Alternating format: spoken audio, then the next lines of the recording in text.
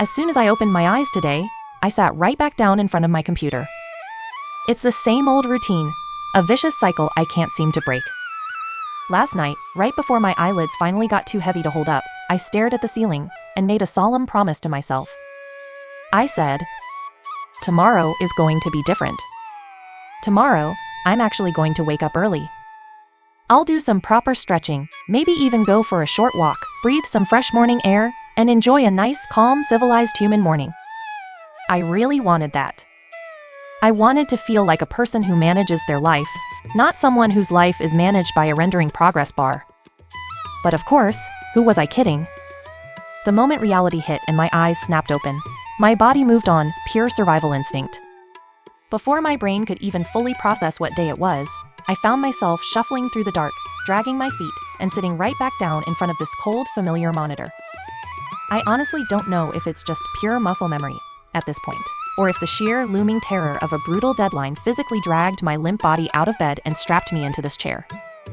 It feels like an invisible leash is tied around my neck, and the other end is wrapped securely around my graphics card. I glance toward the window, trying to gauge what time it is, but the thick curtains block out most of the world. The tiny sliver of light peeking through suggests the sun might already be high in the sky. Or maybe it's just an incredibly cloudy, miserable day. To be completely honest, I've lost track of time, and more importantly, I've lost interest. When you live your life trapped in a single room, secluded from society, it becomes nearly impossible to organically feel the passage of time. You don't feel whether it's day or night. You don't know if the people outside are shivering in the snow or sweating in the summer heat. My entire universe, my whole existence, has been downsized and confined to the glowing borders of these two 27-inch monitors. For the first few minutes, I don't even try to do anything productive. I just reach down, find the power button by feel, and press it. I sit there in the dim light, completely blank, staring at the PC tower as the internal fans start to hum and the RGB lights blink to life, casting a neon glow across my messy desk. This short window of time, the 60 seconds it takes for the system to boot up, is a strange paradox. It is simultaneously the most peaceful, quiet part of my entire day, and yet, it is also the exact moment my anxiety spikes. The moment I desperately want to open my front door and run away as far as my legs can carry me. But there is nowhere to run. Once the Windows booting animation fades away and the cluttered desktop screen appears, the reality of my occupation hits me like a slap in the face. The project files I left open in a state of absolute exhaustion last night are still sitting there, waiting for me. They don't sleep. They don't get tired. The editing software interface opens up, and the massive, chaotic timeline stares back at me. All those red, green, and yellow clips, cut up into thousands of pieces, look like they're smirking. It feels like the software itself is mocking me, whispering, "Did you really think a few hours of sleep would save you? Do you honestly believe you have the mental capacity to untangle this mess and finish all of this today? But what choice do I have?" Humans are incredibly resilient, or perhaps just pathetic creatures of habit, and at the end of the day, I am an editor who needs to pay rent and buy groceries. I need to make a living. To force my brain out of this heavy morning fog, I reluctantly force myself out of the chair and drag my weighted body over to the kitchen. It's a short walk, only a few steps, but it feels like a trek up a mountain. I open the fridge, the cold air hitting my face, and grab a glass tumbler, filling it to the brim with ice cubes. Then, I turn to the coffee capsule machine. It's my altar, my place of worship every single morning. I pop a dark roast capsule in, press the button, and listen to the mechanical whirring sound. Only when the dark, concentrated espresso starts extracting, releasing that rich, bitter aroma that fills the quiet kitchen, does my brain finally receive the signal that it's time to wake up. I take the hot espresso shot and pour it directly over the ice. Shh! The sound of the hot liquid melting the ice, crackling and popping, is the real alarm clock of my life. It's the sonic cue that officially marks the start of my daily shift. No matter how many alarms I set on my phone, nothing wakes me up quite like the sound of that iced coffee being born. I grab the glass, feeling the intense cold through my palm, and walk back to my desk. I sink deep into the cushions of my chair, adjusting my posture, knowing I won't be moving from this spot for hours. I take a huge, desperate gulp of the iced coffee. I feel the bitter, freezing liquid rush down my throat, sending a shockwave through my chest and straight up to my nervous system. My vision clears slightly. The fog in my head begins to dissipate, even if just a little. I set the glass down on a coaster, take a deep breath, and finally place my right hand over the mouse. My left hand hovers naturally over the left side of the keyboard, my fingers finding their home on the shortcut keys like a pianist preparing to play a tragic sonata. Alright, let's do this. Let's get to work. Today's goal is simple, yet monumentally difficult. I need to plow through this long, tedious, never-ending timeline without losing my mind. A brutal, silent battle with myself is about to begin, and I can only hope that my fingers, my wrists, and my sanity will somehow make it through to the other side of this night. 12-0, Tolda 25-00 Sequence 2, the ruthless execution of the rough cut. The true, unglamorous core of video editing always starts with the rough cut. It's the foundational phase where you take raw, unshaped chaos and try to mold it into something resembling a coherent story. But before the shaping happens, there is just a wall of data. I open the source folder and look at the file sizes. 3 hours, maybe 4 hours of raw, unedited footage staring back at me. Every single time I see that total duration counter, a heavy, involuntary sigh escapes my lips. My chest tightens.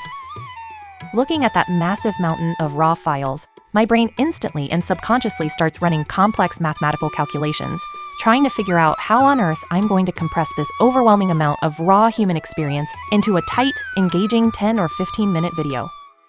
Rough cutting is not an artistic, creative endeavor. Not yet, anyway.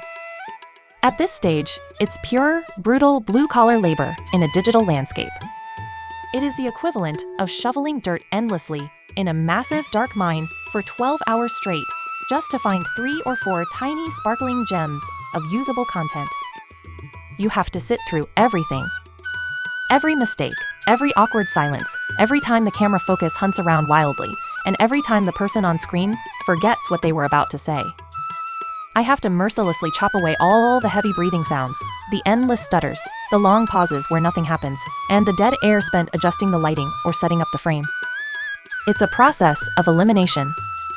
You are a sculptor, but instead of marble, you are hacking away at time itself. My fingers start moving across the mechanical keyboard, performing a rapid, rhythmic dance that they've practiced for thousands of hours.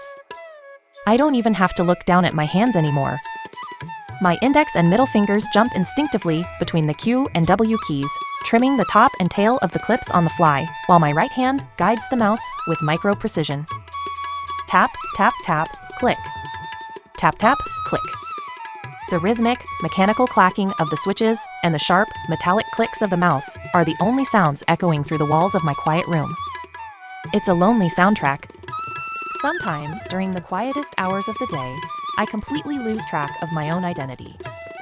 I start to wonder if I'm actually a creative video editor, or if I'm just a highly sophisticated organic typing robot built by a tech company to populate a factory floor.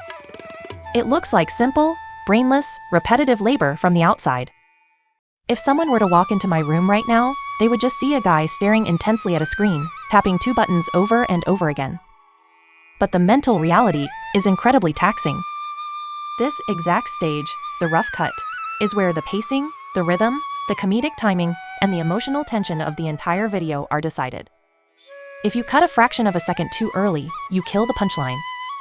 If you leave a pause a fraction of a second too long, the audience gets bored and clicks away to another video. The viewer's attention span is a fragile, fickle thing, and I am the one holding it together with digital tape. I cannot let my focus drift, not even for a single frame. And honestly, there is a deep, ironic comedy to this whole setup. The person on the screen, whether it's a client or past versions of myself, is constantly laughing, joking, jumping around, and radiating this incredible, infectious, high-energy persona. They are alive, vibrant, and living in a world of color. Meanwhile, the actual me, the physical person sitting in the dark editing this footage, has a face that is completely devoid of emotion. My expression is deadpan, frozen, almost ghost-like. My skin looks pale under the harsh glare of the monitors. Every now and then, the video will cut to a black frame for a second, and during that brief moment of darkness, the glossy monitor becomes a mirror. I catch a sudden, unprompted glimpse of my own reflection, my hollow, tired eyes, the dark circles underneath them, my slumped shoulders. When that happens, a heavy wave of existential dread and self-pity washes over me. I can't help but think, that person on the screen is having the time of their life, experiencing things, making memories.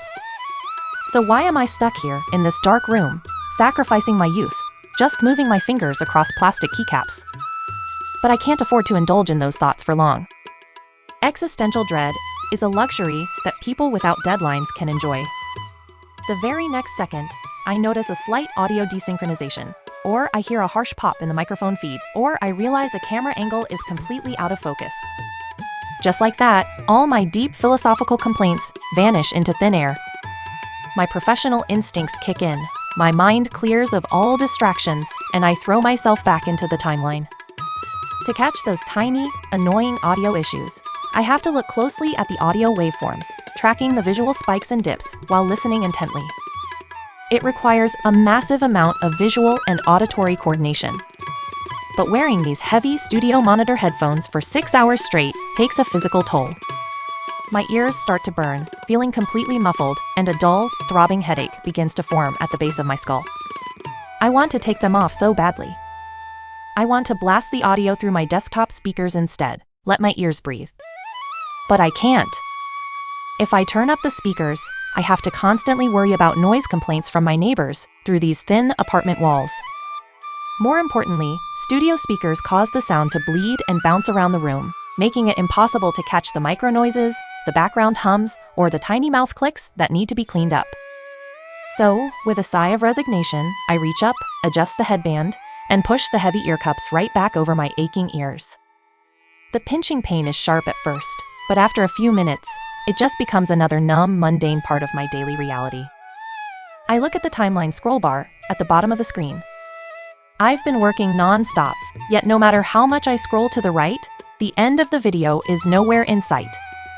I glance at the clock in the bottom right corner of the taskbar. 2 hours have already disappeared into the void. Time moves with a brutal, terrifying speed when you're editing. If only my actual editing pace could match the speed of the clock, my life would be so much easier. 25, 0, tilde 40, 00 sequence 3. Subtitling, the true test of human endurance. If the rough cut is about building the skeleton of the video, then subtitling is the agonizing process of manually applying the skin, weaving the muscles, and dressing that skeleton up for the public. And let's be completely honest, this is the exact phase of production where 90% of video editors feel their souls leave their physical bodies. The landscape of online video content has shifted dramatically over the last few years. Gone are the days when you could just let the audio play and only subtitle the important jokes or title cards.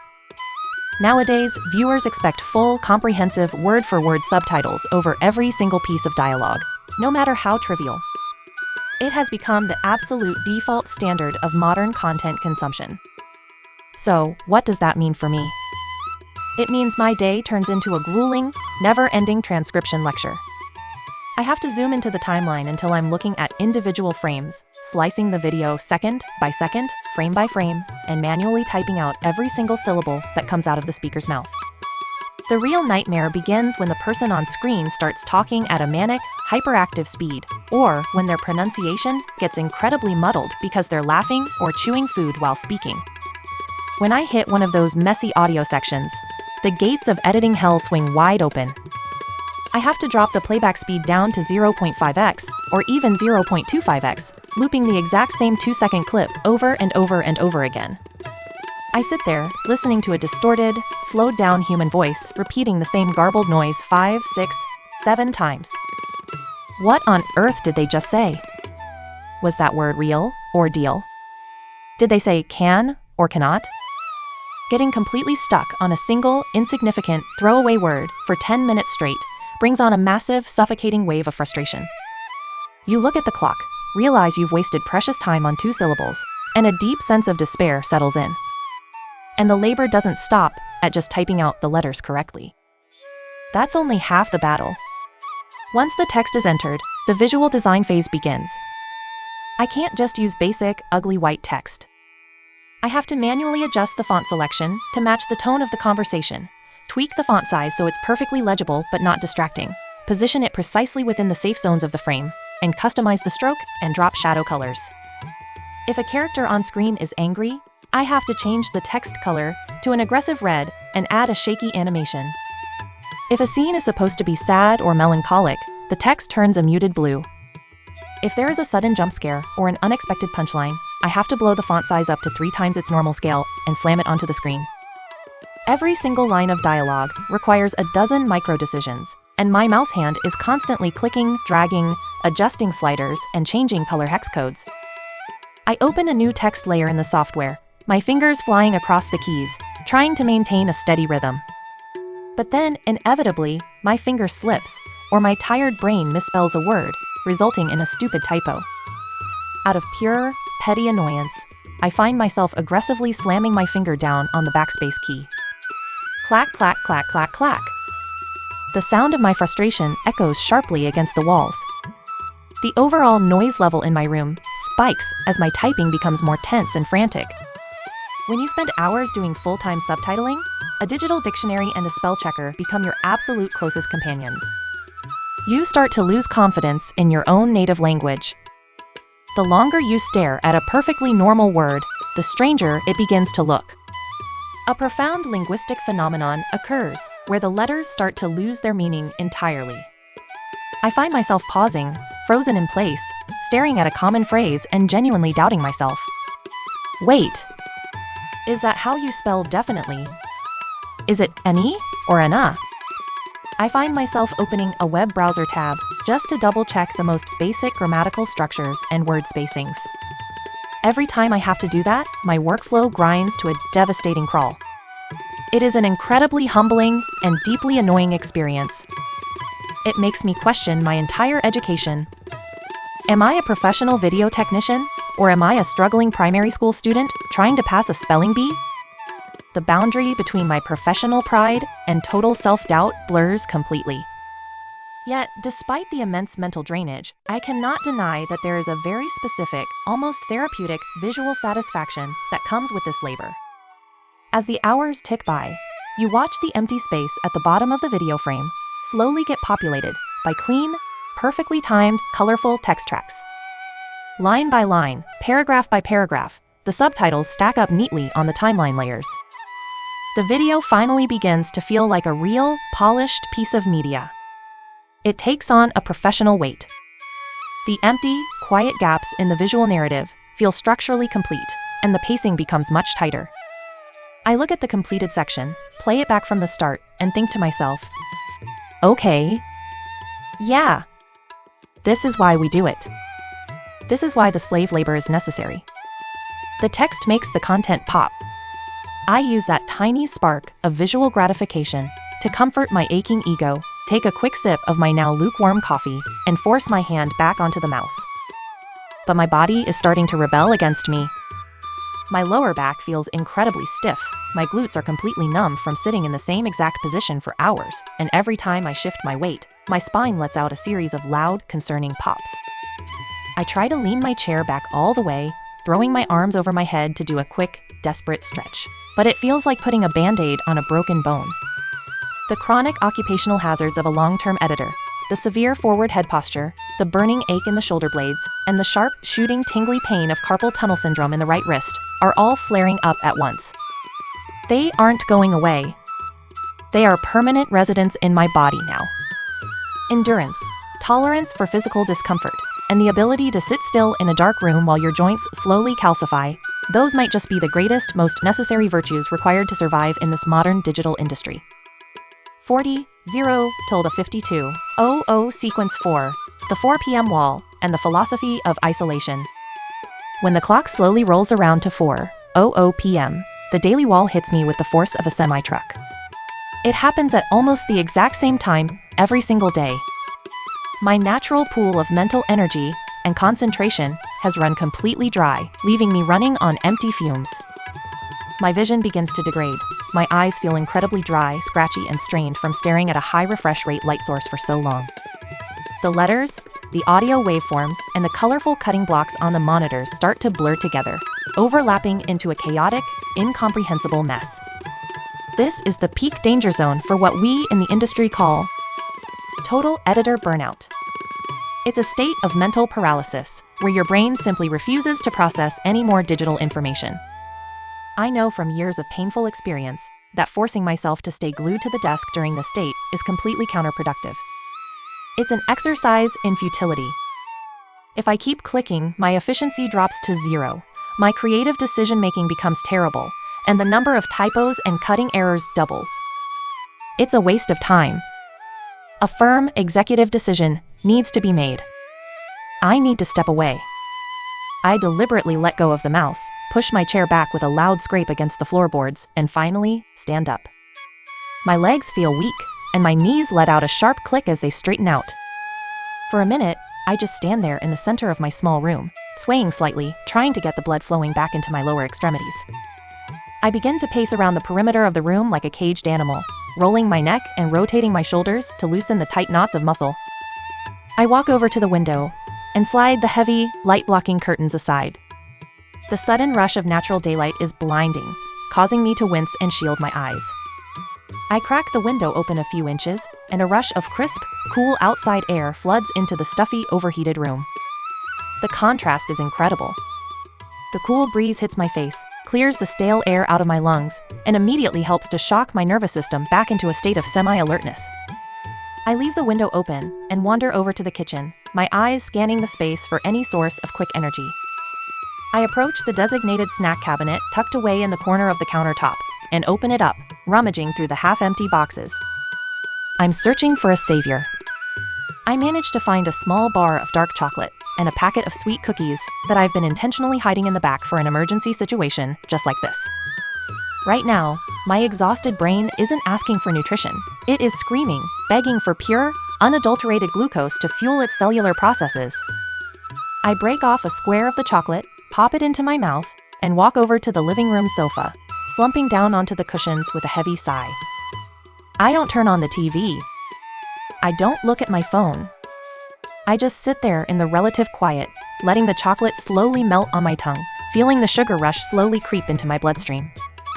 And during these quiet, unproductive gaps in my day, a profound, heavy sense of loneliness inevitably creeps in, along with the sugar.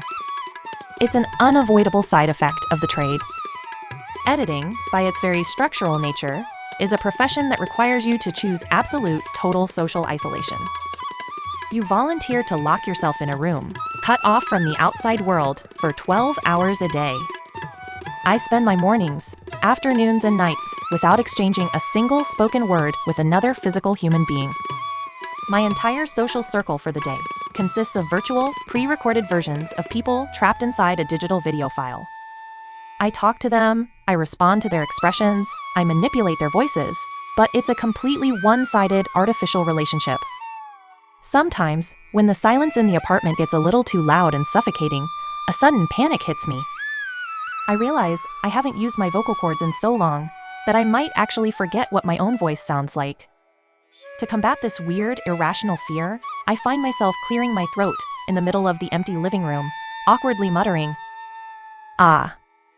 Ah. 1, 2, 3. Testing." Just to reassure myself that I still possess the ability to speak.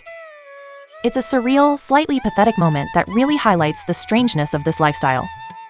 When I talk to my close friends who work traditional 9-to-5 corporate jobs, they always express this intense envy regarding my setup. They look at my life from the outside and say things like, "Man, you're so lucky. You're a freelancer, you get to work from home, you don't have to suffer through a terrible morning commute on a crowded subway, and you can just work in your pajamas from the comfort of your own bed." I always just smile and nod, because it's too exhausting to explain the reality. They are only looking at the surface-level glamour of working from home. They don't understand the psychological toll. The absolute worst part about working from home is that your home is no longer a home. The very moment your living space becomes your primary production studio, your personal sanctuary is permanently destroyed.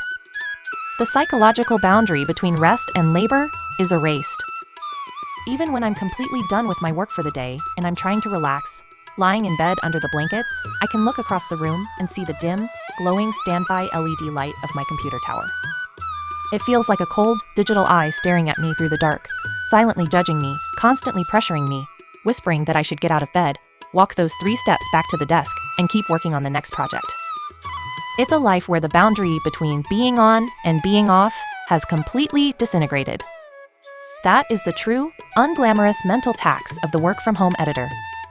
By the time the last trace of sweet chocolate disappears from my mouth, the brief mental escape ends, and reality slaps me in the face once again. The clock doesn't care about my philosophical musings or my existential loneliness. While I've been sitting here on the sofa feeling sorry for myself, the deadline has been creeping closer without a single second of hesitation. The internet, and specifically the YouTube algorithm, is an incredibly cold, mechanical, and unforgiving master. It demands consistency above all else. If I miss my designated upload window, if I let my content schedule slip even by a day, the algorithm will immediately punish the channel. The views will drop, the momentum we've spent months building will vanish overnight, and the channel's visibility will pull back significantly. It's a ruthless system. I stand up from the sofa, shaking off the lingering laziness. Forget the loneliness, forget the tired eyes, and forget the self-pity. None of that matters if the video isn't delivered on time. The deadline is king. I walk back into my office space, slide back into the chair, and pull the heavy headphones back over my ears, locking myself back into the digital cage. The monitors flash, the timeline appears, and I am once again summoned into the cold, glowing matrix. 52:0-1-04:00 Sequence 5, Audio Layering, the final mix, and the ritual of the render. Now that the visual framework and text layouts are securely locked into place, it's time to move into the most critical, yet frequently undervalued phase of post-production, audio layering, and the final sound mix. There is a common saying among filmmakers and professional video technicians that sound represents at least 80% of the overall viewing experience, and that could not be more accurate. If a video has slightly lower visual quality, but perfect, crisp, immersive audio, people will watch it until the end. But if a video looks like a Hollywood movie, but has terrible, peaking, muffled audio, people will close the tab within 5 seconds. Without sound design, a video is just a flat, lifeless sequence of moving pixels. The audio mix is what actually injects emotion, weight, and reality into the digital space. My job now is to meticulously place hundreds of tiny sound effects into the timeline, aligning them perfectly with the visual cues. Every single time a subtitle font pops up on screen, it needs a clean, subtle pop or whoosh sound effect to give it tactile weight. If there is a dramatic realization or a sudden shift in the narrative topic, I need to drop in a heavy dun-dun accent. If there is a lighthearted comedic failure, I need to place a perfectly timed, slightly awkward laugh track or a cartoon slide whistle. Over the years, my internal hard drives have become massive digital warehouses, storing tens of thousands of individual sound effect files, neatly categorized into hundreds of subfolders. I have folders for ambient room tones, mechanical impacts, cinematic risers, and retro video game bleeps. But despite this intense organization, an annoying phenomenon occurs every single time I start this phase. I can never find the exact sound I'm looking for. I sit there, previewing 50 different files in a row, muttering to myself in frustration. Where on earth did I save that one perfect, crisp, punchy sound effect that I used in last month's vlog? It turns into a tedious, time-consuming game of digital hide-and-seek. I manually drag the chosen audio clips down to the lower tracks of my timeline, zoom in to the single frame level, and slide them left and right until the audio waveform aligns perfectly with the visual cut. It's a tedious process, but when you hit play and see the audio and video snap together with absolute, frame-perfect synchronization, a deep, incredibly satisfying rush of professional pleasure wash over you. It's a strange, almost addictive, micro-satisfaction. Once the sound effects are placed, I have to tackle the hardest, most subjective part of the audio mix, selecting and arranging the background music, BGM. Background music is the emotional steering wheel of the video. It tells the viewer exactly how they are supposed to feel at any given moment. If I choose the wrong track, I can completely ruin the intended vibe of a scene. I divide the video into distinct emotional chapters. For the quiet, slow-paced introductory scenes, I look for a warm, comforting acoustic guitar or a gentle piano melody. For the highly productive, fast-paced work montages, I scan through hundreds of lo-fi hip-hop tracks with smooth, repetitive beats that encourage focus. For the energetic climaxes or comedic highlights, I transition the audio into upbeat, quirky electronic tracks. I spend hours scouring through copyright-free music licensing websites, listening to previews until my ears feel completely exhausted. Once the tracks are selected, the surgical work begins. I have to slice the music tracks up, rearrange the verses to fit the length of the video segments, and manually draw volume automation keyframes. I have to smoothly fade the music out when someone is speaking an important line, and immediately swell the volume back up during visual BGM breaks. It's a delicate balancing act. After hours of fine-tuning the audio levels, ensuring the dialogue sits comfortably above the music, and the sound effects don't peek into the red zone, the creative work is officially done. Now, it's time for the final, nerve-wracking quality assurance check. I take a deep breath, sit up straight in my chair, and play the entire timeline, from the absolute beginning to the very end. This is a crucial, mandatory step. I have to watch the video with absolute focus, adopting the hypercritical perspective of a first-time viewer. I'm looking for any microscopic flaws that slipped through the cracks during the chaotic editing process. Is there an accidental typo in the subtitles on layer 5? Is the background music slightly too loud in minute 12, causing the voice to become hard to understand? Does the transition between scene A and scene B feel jarring or awkward? Because I've already spent the last 12 hours cutting, slicing, and looking at these exact same video clips, I have completely lost all sense of enjoyment. I am utterly, deeply sick of looking at this footage. It isn't funny to me anymore, it isn't interesting, and I can repeat the dialogue from memory. But I force my brain to maintain its absolute objectivity. I watch with hawk eyes, making tiny adjustments along the way. Finally, the playback marker reaches the very last frame of the timeline, and the screen goes black. The review is complete. No major errors found. It is time for the final ritual, the moment every editor looks forward to and fears at the same time, hitting the export button. I open the render settings window, adjust the bitrate, select the H.264 codec, and ensure the resolution is locked to a clean 4K. I navigate to the destination folder, open the file name text box, and type out the classic, tragic file name that every creative professional recognizes. Vlog Final Revised Actual Final V2 Done for Real. MP4. I take a deep breath, hover my cursor over the render button, and click it. The editing software interface locks up slightly, and a small progress bar appears on screen. I watch intensely as the counter ticks from 0% to 1%. A massive, full-body sigh escapes my lips, a physical release of the tension I've been holding in my chest all day. A wave of profound relief washes over me, but it's immediately accompanied by a wave of physical exhaustion. Beneath my desk, my computer tower shifts into high gear. The internal components draw maximum power, the graphics card core heats up to 80 degrees, and the cooling fans spin up to maximum RPM, emitting a loud, high-pitched mechanical whine that sounds like a jet engine preparing for takeoff. The computer starts pumping a steady stream of hot air out of the exhaust vents, quickly raising the temperature of my small room. This rendering phase is a sacred, untouchable window of time. It is a period where I am completely powerless. I cannot use the computer for anything else, because the system resources are entirely dedicated to encoding the video file. It is a realm managed entirely by the silicon chips. I just sit back in my chair, link my fingers behind my head, and stare at the slow-moving progress bar, offering a silent prayer to the digital gods. Please, just let it finish smoothly.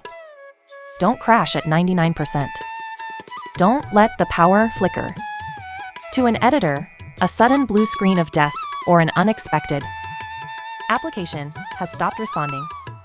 Pop-up box during a final render is a straight-up psychological execution. It means hours of lost time in a broken spirit. 1040L11500 Sequence 6, the quiet cleanup and the endless cycle of tomorrow. After what feels like an eternity of staring at the progress bar, the mechanical roar of the cooling fans slowly begins to quiet down. The pitch drops, the airflow diminishes, and a sharp, pleasant electronic chime rings out from my headphones. The magic words appear on screen. Rendering task completed successfully. It's a beautiful sight. I immediately open the destination folder, verify that the file exists, check the total file size, and play a random 5-second segment just to ensure the file isn't corrupted. Everything looks perfect. I open a web browser window, log into the YouTube Creator Studio dashboard, and open the upload prompt. I click on the freshly rendered video file, drag it across the screen, and drop it into the upload arrow. The interface shifts, and a new progress bar appears. Uploading video, 0% remaining. While the digital data is being transmitted across the internet cables, I finally decide to address the physical disaster zone that my desk has become over the last 14 hours. It looks like a bomb went off in a home office. I stand up, grab a trash bag, and begin the therapeutic process of cleaning up my workspace. I collect the stack of empty, sweating iced coffee glasses, pick up the crumpled wrappers from the emergency snacks, and clear away the stray sticky notes containing half-written timestamps. I grab a fresh wet wipe and thoroughly clean the surface of my desk, wiping away the dust, the coffee rings, and the oils left behind by my palms. I wipe down the glossy plastic of my mouse and rub the keys of my mechanical keyboard until the matte finish returns. There is a deep, ritualistic satisfaction in this physical cleanup. It represents the closing of a chapter. It's the physical manifestation of completing a job.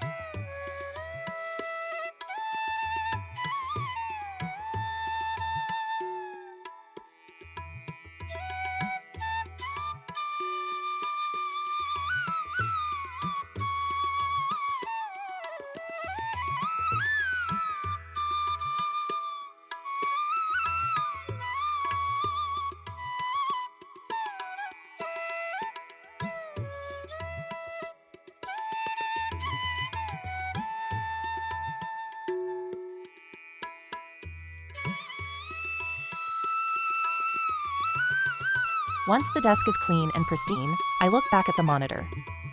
The YouTube upload has hit 100%. The automated copyright checks have returned a clean green checkmark, and I manually set the visibility toggle to scheduled, selecting the exact time tomorrow afternoon when the video will go live to the public. I click save and close the browser tab. My work for the day is officially, completely finished. I reach down to the bottom left corner of the screen, click the Windows icon, and select Shut Down. The monitors instantly go dark, cutting off the intense light source that has been punishing my retinas all day. The internal lights of the PC tower fade out, the power supply lets out a soft, physical click, and the absolute last remnants of fan noise disappear into total nothingness. A sudden, almost shocking wall of total, profound silence drops over my apartment. The neon glow is gone, replaced by the natural, dim shadows of the room. I sit there in the dark for a brief moment, letting my ears adjust to the quiet. I look at the matte black screen of the main monitor, and in the absence of digital light, I see my own reflection again. But this time, I don't feel that sharp wave of self-pity or existential dread. My face is still incredibly tired, my eyes are bloodshot, and I look completely spent. But beneath the exhaustion, there is a quiet, steady sense of peace. The heavy burden of the creative process has been lifted from my shoulders. I took a collection of chaotic, disconnected raw video files, threw them into a digital blender, spent 14 hours arranging them with my own two hands, and created a polished, engaging, cohesive story out of absolute nothingness. That realization brings a subtle, genuine feeling of artistic accomplishment. That small, internal victory is the secret fuel. It is the exact reason why I tolerate the isolation, why I endure the physical pain, and why I keep choosing to sit back down in this chair day after day. It's an addiction to the act of creation. I push myself away from the clean desk, walk over to my bed, and collapse face first onto the mattress, not even bothering to change out of my clothes. My muscles immediately completely relax, sinking deep into the bedding as a massive, overwhelming wave of physical and mental fatigue washes over my entire body. My eyelids feel like they weigh 100 pounds each. I close my eyes, letting the darkness take over, and right before my consciousness completely fades into sleep, I whisper a quiet, sincere phrase of gratitude to myself through the quiet room. You survived.